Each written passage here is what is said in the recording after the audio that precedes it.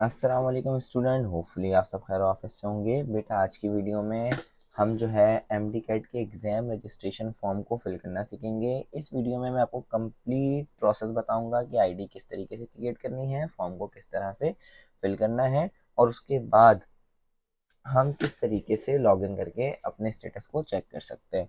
तो बच्चों चलें स्टार्ट करते हैं। बेटा सबसे पहले आपने गूगल क्रोम को ओपन करना है और सर्च करना है pmdc.pk। जब आप ये सर्च करेंगे तो आप Pakistan medical and dental council के इस वेब पेज पर आ जाएंगे। इसका लिंक मैं डिस्क्रिप्शन में भी आपको प्रोवाइड कर दूंगा। जब आप इस पेज पे आ जाए मेरे बच्चों, तो आपने स्क्रॉल डाउन करना है। स्क्रॉल डाउन करने के बाद यहाँ पर एग्जाम रजिस्ट्रेशन और यहाँ पर click here for MD CAT पे क्लिक करना है। जब आप क्लिक करेंगे तो आप दूसरे पेज पे आ जाएंगे।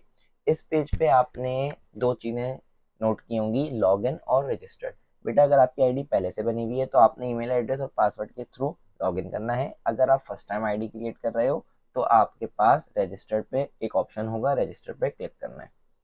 इस पे क्लिक करने के बाद मेरा बेटा यहाँ पे आपसे कुछ इन्फॉर्मेशन लेगा। ये मेरा बेटा इन्फॉर्मेशन याद रहे बिल्कुल करेक्ट होनी चाहिए। आपका नाम, आपके फादर का नाम वो होना चाहिए जो आपके और आपके फादर के एनआईसी पर मौजूद है, आपके बेफॉर्म पे मौजूद है। अब मेरा बेटा याद रखें, इस पे कोई भी मिस्टेक नहीं होगी। और बच्चों इस फॉर्म को प्लीज़ मोबाइल से फिल ना करें, लैपटॉप या पर्सनल कंप्यूटर का इस्तेमाल करें। चलें स्टार्ट करते हैं। एप्लीकेंट नेम में मेरा बेटा सबसे पहले आपने अपना नाम देना है, ठीक है। फर्स्ट फादर नेम, फर्स्ट अपना नाम, उसके बाद फादर नेम। बेटा आपका और आपके फादर का नाम वही होना चाहिए जो आपके सीएनआईसी और बेफॉर्म पर मौजूद होगा, ठीक है बच्चों। आइडेंटिफिकेशन टाइप, मतलब आइडेंटिफिकेशन टाइप का मतलब मेरा बेटा ये होता है कि आप एनआईसी के बेस पे फॉर्म फिल कर रहे हो, बे फॉर्म, जुवेनाइल कार्ड, एनआईसीओपी या पाकिस्तानी पासपोर्ट। तो मेरा बेटा हम सीएनआईसी के बेस पे कर रहे हैं तो हमारी आइडेंटिफिकेशन सीएनआईसी है। अगर आपके पास आपका एनआईसी नहीं बना होगा तो आप बे फॉर्म के बेस पर भी फॉर्म को फिल कर सकते हैं बच्चों। अब यहाँ पे मैंने सीएनआईसी सिलेक्ट किया है तो आपने सीएनआईसी नंबर फिल करना है, ठीक है बच्चों। अब सेकंड में मेरा बेटा सी एन आई सी इशू डेट, आपके पास आपका एनआईसी किस दिन इशू किया गया, आपके आपके पास आपका एनआईसी कब आया, इशू डेट। सही है बेटा, बात समझ रहे हो। तो इशू डेट पे हम क्लिक करेंगे और यहाँ पे डेट सेलेक्ट कर लेंगे।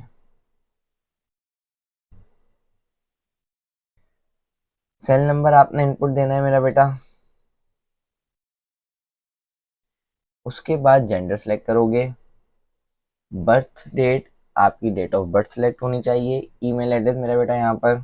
ईमेल एड्रेस के बाद मेरे बेटा आपने अपना पासवर्ड सेट करना है। याद रखना बच्चों, पासवर्ड की जो लेंथ होगी मिनिमम 6 कैरेक्टर या 6 कैरेक्टर से अबव होनी चाहिए, लेस देन 6 कैरेक्टर नहीं होनी चाहिए।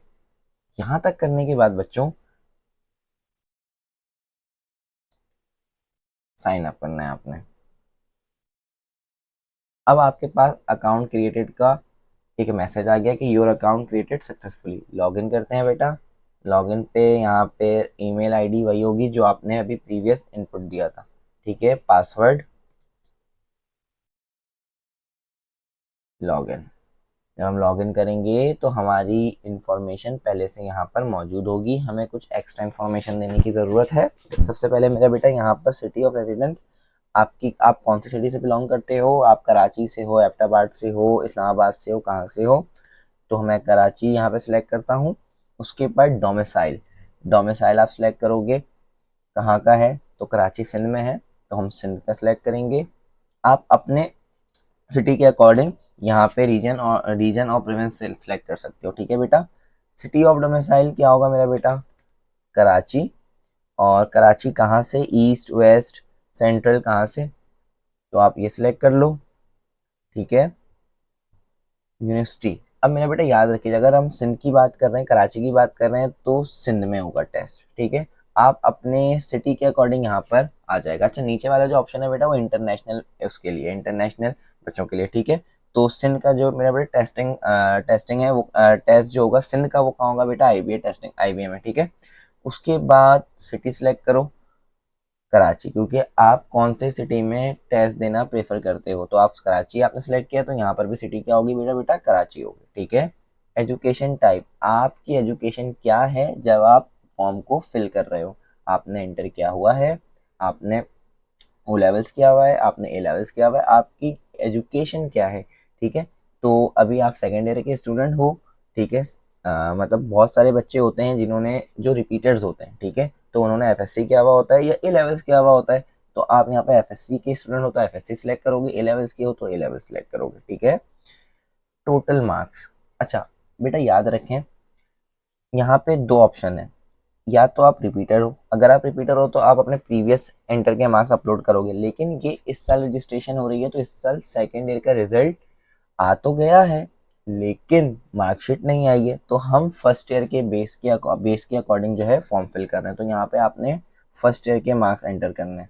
ठीक है बच्चों, 550 टोटल मार्क्स हैं, 550 में से आपके 450 आ गए और आपकी परसेंटेज यहाँ पे ऑटोमेटिकली सिलेक्ट हो गई। उसके बाद आपने अपलोड योर रिसेंट पिक्चर। याद रखिए मेरा बेटा, आपने जो अपनी पिक्चर अपलोड करनी है उसका बैकग्राउंड वाइट होना चाहिए, उसकी मैक्सिमम साइज 1 MB होनी चाहिए, पिक्चर क्लियर होनी चाहिए। ठीक है, जिसमें आपका फेस क्लियर नजर आए, क्योंकि ये पिक्चर आपके एडमिट कार्ड पे अटैच की जाएगी।